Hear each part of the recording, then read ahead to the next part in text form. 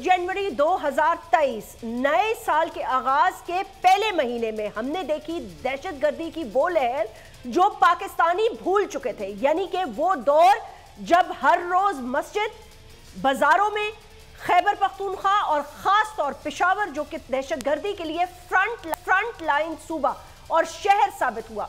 शहरियों ने बेइंतहा कुर्बानियां दी और उसके बाद पुरअज़म तरीके से एक पैगाम दिया गया कि दहशतगर्दों से कोई बातचीत नहीं होगी, कोई मावनत नहीं होगी। नेक्टा बनाया गया, कानून बनाए गए, नेशनल एक्शन प्लान तैयार किया गया और यह सब हुआ एपीएस के सानिये के बाद, जो कि एक ऐसा सानिया था जिसने सबके दिल दहला दिए।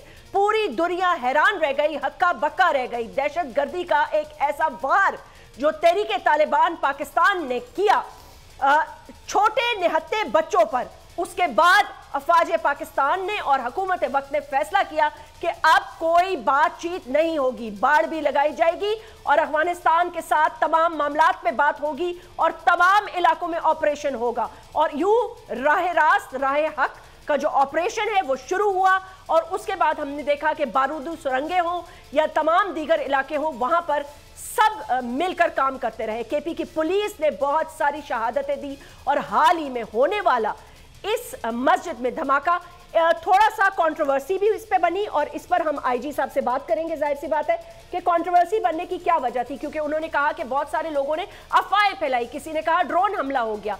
फिर एपेक्स कमेटी के इजलास में अहम फैसले किए गए और वो फैसले क्या थे हम बात करेंगे। अगर ये वीडियो आपको पसंद आई है तो इस चैनल को सब्सक्राइब करें और बेल आइकन को क्लिक करें। खूने नाहक बहुत पी चुकी ये जमीन, अब कोई दिन में ये खून उगलने को है।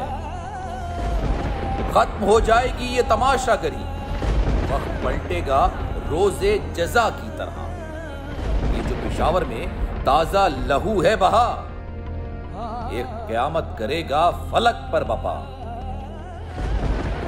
गम की सलमनाक घड़ी में बोल सानिया पेशावर में शहीद होने वालों के लवाहिकीन के साथ।